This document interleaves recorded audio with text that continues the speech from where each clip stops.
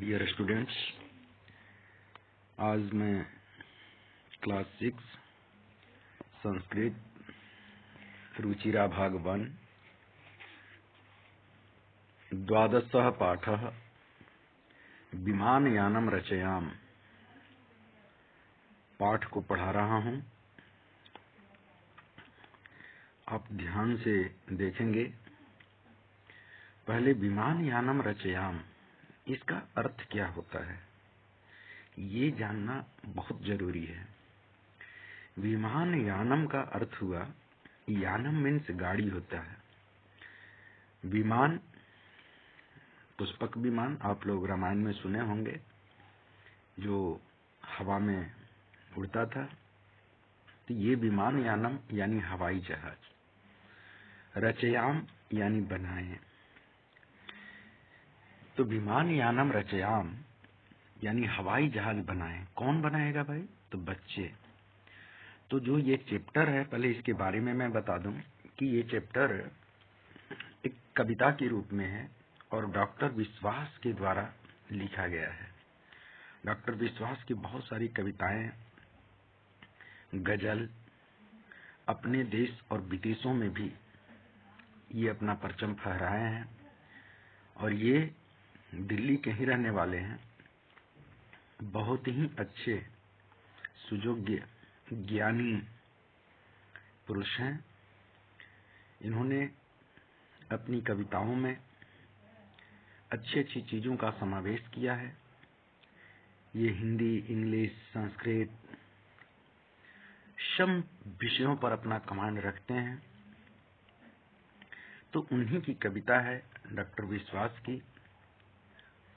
इनके पिताजी प्रोफेसर भी थे और इनकी जितने भी फैमिली है काफी पढ़ी लिखी है, ये भी विद्वान है। तो विमानयानम रचयाम, इस चैप्टर को समझने में कोई दिक्कत नहीं है, क्योंकि देखिए छोटे बच्चे जो होते हैं वो क्या करते हैं, जैसा कि मैं आपको चित्र दिखा दूं। देखिए ये चित्र है, ये फिगर में देखिए बच्चे हैं, छोटे छोटे बच्चे हैं, और क्या बना रहे हैं? तो प्लेन, एरोप्लेन बना रहे हैं। उनकी कल्पना ये है कि मैं एरोप्लेन बनाऊं। सिंपल, सब लोग जैसे आप लोग भी छोटे होंगे बच्चों, यानी 6 क्लास में अभी तो है ही, छोटे ही हैं। तो आप लोग क्या करते हैं? नाव, कागज की नाव बना करके पानी जब बरसात होती है तो ले जा करके वहां छोड़ते हैं। छोड़ने पर क्या होता है? वह नाव धीरे धीरे धीरे धीरे आगे बढ़ती है। हवा के झोंकों से वह क्रमशः आगे बढ़ती जाती है। अगर नहीं बढ़ती है तो आप पानी के थोड़ा थोड़ा आगे बढ़ाते हुए पानी से उसको कोशिश करते हैं कि ये उस पार तक चली जाए। जब नहीं जाती है, इनकेस गलती से उसमें पानी चला जाता है और नहीं बढ़ पाता है, तो तुम लोगों को गुस्सा ऐसा आता है कि आप लोग फिर उस पर ढेला मार करके, पत्थर मार करके उसे डुबो देते हैं। कह रहे ये तो बढ़ नहीं रहा है, चलो दूसरा ले आते हैं। दूसरा फिर बना करके उसमें डालते हैं। फिर ये आपका क्रियाकलाप चलते रहता है। ऐसे ही आप लोग पेपर का ही हवाई जहाज बनाते हैं, एरोप्लेन बनाते हैं और आकाश में उड़ाते हैं। उड़ता है तब तो ठीक है, नहीं उड़ा फिर उसको फाड़ करके फेंक देते हैं। लेकिन ये जो बच्चे हैं, ये इनकी कल्पना ये है, ये कल्पनात्मक कविता है, कल्पना की गई है। ये बच्चे क्या सोच रहे हैं? तो देखिए, पहले कह रहे हैं, ये 4 बच्चे हैं जिनका नाम है राघव। ये देख रहे हैं, राघव, माधव, सीते और ललिते। राघव और माधव ये दो तो ये बॉयज हैं, और सीते और ललिते ये 2 गर्ल्स हैं, लड़कियां हैं। तो राघव के बाद देखिए नोट ऑफ एक्सक्लेमेशन का चिन्ह है। माधव के पास भी सीते और ललिते, आश्चर्यजनक चिन्ह, नोट ऑफ एक्सक्लेमेशन, आश्चर्य सूचक चिन्ह, यानी हे राघव, हे माधव। सीता को आप लोगों ने सुना होगा कि रामायण में प्यार से जब संबोधित करते हैं, संबोधन में हे सीते, हे सीता नहीं, हे सीते या सीते यही कहा जाता है। तो ऐसे ही इस कविता में सीते कहा गया है। उस लड़की का नाम सीता है, तो प्यार से उसे संबोधन के रूप में सीते और ललिते, ललिता को ललिते, सीता को सीते और ललिता को ललिते, ये दो गर्ल्स हैं, लड़कियां हैं। तो दो लड़के और दो लड़कियां ये मिल करके क्या बना रहे हैं। और भी बच्चे हैं, लेकिन इन दोनों बच्चों का और दो गर्ल्स का नाम आया है। ये क्या करते हैं, तो विमान यानम रचयाम, विमान यानम यानी विमान की, रचयाम यानी बनाए। ये चार बच्चे मिल करके यही कह रहे हैं कि चलो आओ विमान की रचना करें। ये क्या करेंगे, तो कह रहा है कि नीले गगने, नीले रंग के आकाश में, गगने में सप्तमी विभक्ति है, एक वचन। गगने का एक अर्थ होता है में, यानी गगने यानी गगन में, आकाश में। विपुले, विपुले यानी चारों तरफ फैले हुए, विशाल आकाश में। आकाश छोटा थोड़े है, तो इसलिए गगने विपुले। और विमले, विमल का अर्थ होता है निर्मल, स्वच्छ। यानी नीले आकाश में, नीले स्वच्छ आकाश में, नीले विस्तृत आकाश में क्या करेंगे, अपनी वायु विहारम करवाम। हम लोग क्या करेंगे, तो आकाश में वायु विहार करेंगे, यानी हवा में विहार करेंगे। जैसे नौका विहार होता है, नाव पर लोग घूमते हैं, वैसे ही हम लोग प्लेन से स्वच्छंदता पूर्वक आकाश में घूमें। करवाम यानी करें। अब देखिए सीधा सीधा ये पहली पंक्ति जो है, इसमें ये बताया गया है कि राघव माधव सीते ललिते विमान यानम रचयाम, नीले गगने विपुले विमले वायु विहारम करवाम। यानी हे राघव, हे माधव, हे सीता, हे ललिता, हम लोग मिल करके ऐसा करें कि विमान की रचना करें और स्वच्छंद आकाश में, स्वच्छंद नीला विस्तृत आकाश में वायु विहार करें, यानी स्वच्छंदता पूर्वक आकाश में घूमें।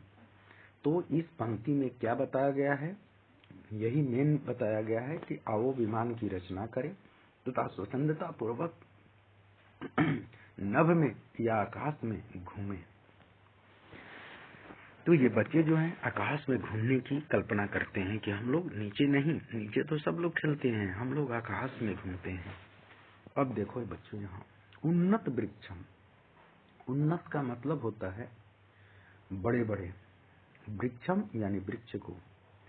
तुंगम भवनम, भवन कैसा होता है, तो बड़े बड़े, तुंगम यानी ऊंचे ऊंचे भवन, बड़े बड़े पेड़ और ऊंचे ऊंचे भवनों को क्या करेंगे, तो क्रांतवा, क्रांतवा का अर्थ होता है पार करके।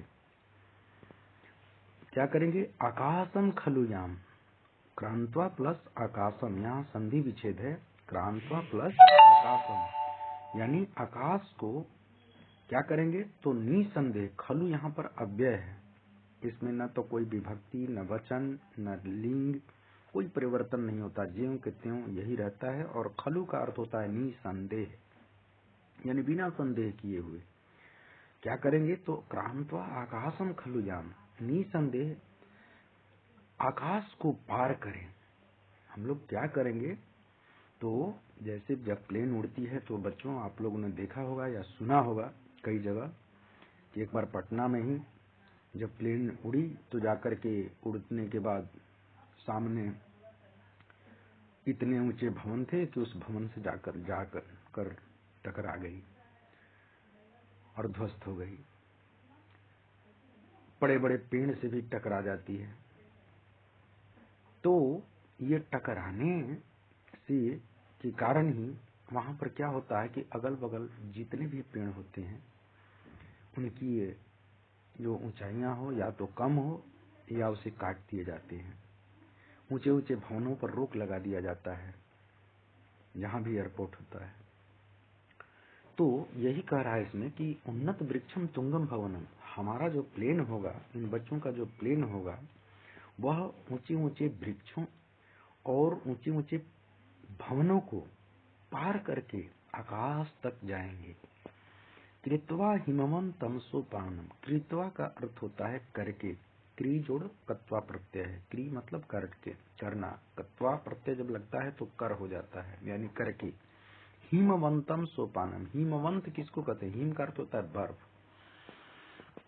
तो हिमवंत किसको कहते हैं? तो हिमालय को। और सोपानम सीढ़ी को, यानी हिमालय की सीढ़ी को भी पार करके हम लोग कहाँ पहुंच जाएंगे? तो चंदिर लोकम प्रविशाम। अब सोचिए, हिमालय पर्वत जो होता है सबसे ऊंचा है यहाँ के लिए, और उसको भी पार करके हम लोग कहाँ चलेंगे? तो चंदिर लोकम। चंदिर लोकम मतलब चंद्रमा के लोक में, चंद्र लोक में। प्रविशाम यानी प्रवेश करें। यानी कहने का भाव ये है कि ऊंचे ऊंचे भवनों को लांघ करके, आकाश में पूरा छलांग लगा करके, हिमालय पर्वत को भी पार करके चंद्रमा पर कदम रखें, यानी हम लोग चंद्रमा पर पहुंच जाएं। ये बच्चों की कल्पना है। अब देखिए तीसरा पैराग्राफ, थर्ड पैराग्राफ में क्या कह रहा है। इसमें तो बता दिया कि क्या क्या चीजें हैं। तो इस चीज में मैंने बताया गया कि ऊंचे ऊंचे भवन मिलेंगे, आकाश, ये बड़े बड़े मकान मिलेंगे, ऊंचे ऊंचे भवन या ऊंचे ऊंचे पेड़ मिलेंगे। उन सबको पार करके, यहाँ तक कि हिमालय पर्वत को भी पार करके हम लोग चंद्रमा पर पहुंचेंगे। अब चंद्रमा के पहुंचते समय क्या होगा कि शुक्र, चंद्र, ये सारे ग्रह भी मिलेंगे। तो ये कह रहा है कि शुक्र, चंद्र, सूरजो गुरुरिति ग्रहान ही सर्वान गणयाम विविधा सुंदर ताराश्चित्वा मौक्तिक हारम रचयाम। शुक्र, चंद्र, सूर्य, गुरु, ये क्या है? ये ग्रह है। इन ग्रहों को, ग्रहान ही सर्वान ग्रहान यानी सभी ग्रहों को, गणयाम यानी गिने। हम लोग जब जाएंगे ऊपर आकाश में तो वहां पर सूर्य, चंद्र, शुक्र, गुरु यानी जुपिटर, सारे को क्या करेंगे? हम लोग हाथों से छू छू करके ग्रहों को गिनेंगे।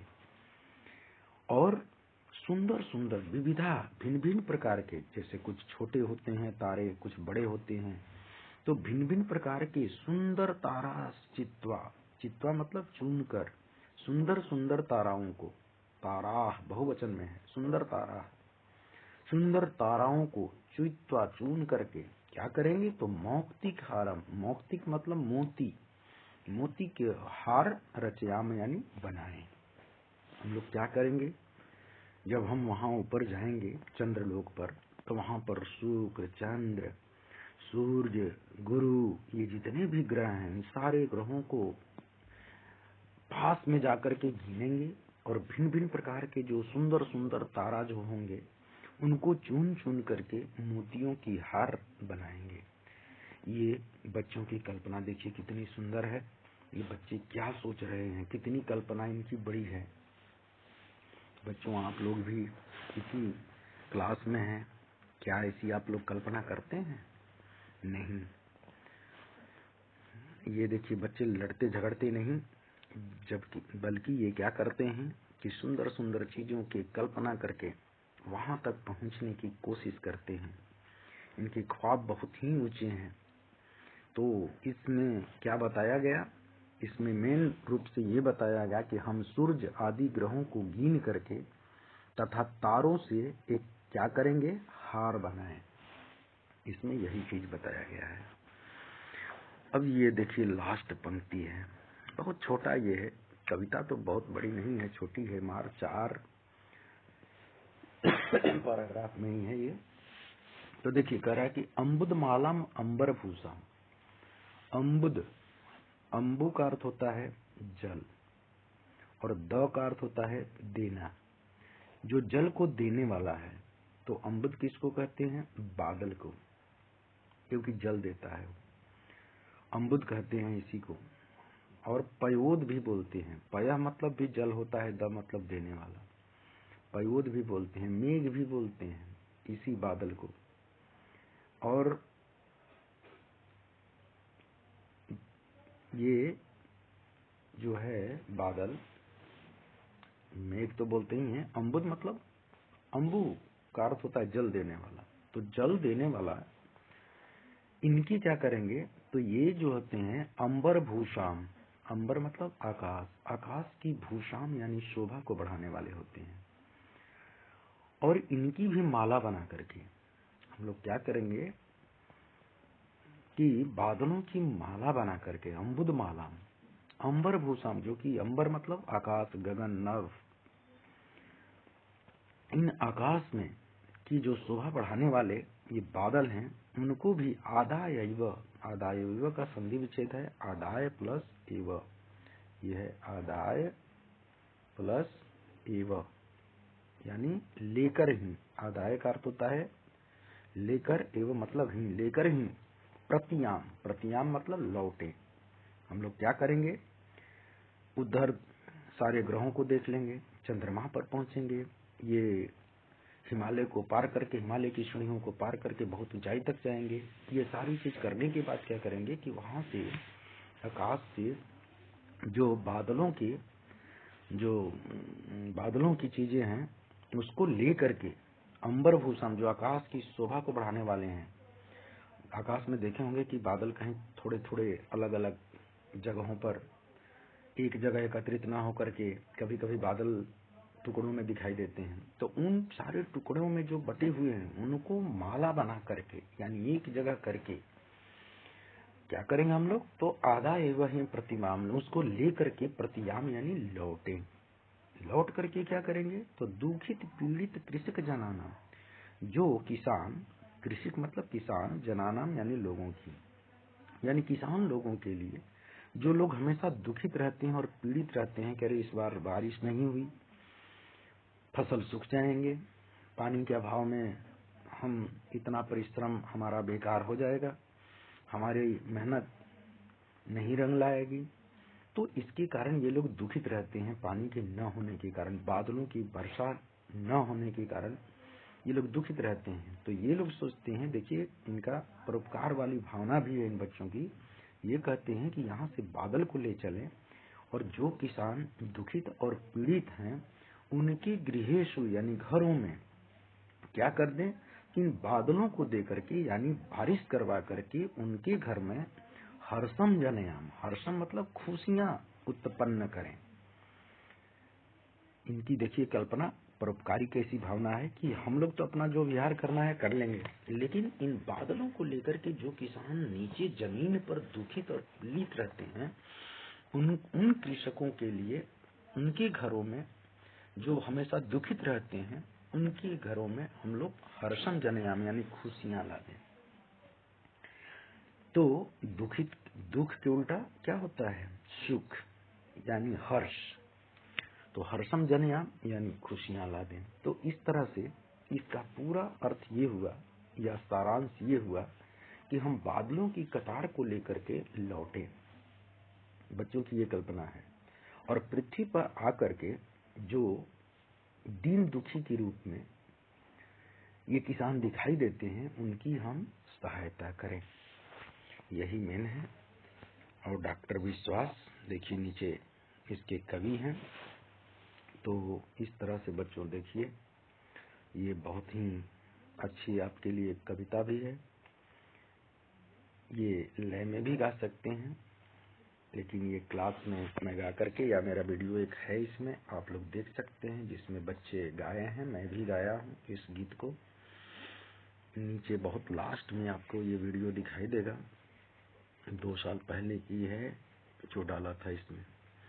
तो बच्चों ये इसको जरूर देखें और पसंद आए तो जरूर सब्सक्राइब करें और लाइक भी करें, क्योंकि आपकी क्लास से संबंधित आपका एनुअल आने वाला है। ये एनुअल में कविता दे करके नीचे से प्रश्न पूछ देता है, 4-5 प्रश्न पूछ देगा, इसलिए इस कविता का अर्थ बहुत ध्यान से समझने की जरूरत है। अच्छे ढंग से समझें ताकि बहुत अच्छा आप कर सकेंगे। मेरी उम्मीद है कि इस कविता के अर्थ को आप समझ सकेंगे और एनुअल परीक्षा में अच्छे मार्क्स ला पाएंगे। चलिए बच्चों, आप लोगों के लिए बहुत बहुत हमारी तरफ से एनुअल की शुभकामनाएं और ध्यान से पढ़ने के लिए एकाग्रचित होकर के अपने मन को इन पुस्तकों में लगाएं ताकि अच्छे से अच्छे मार्क्स ला सकें। धन्यवाद।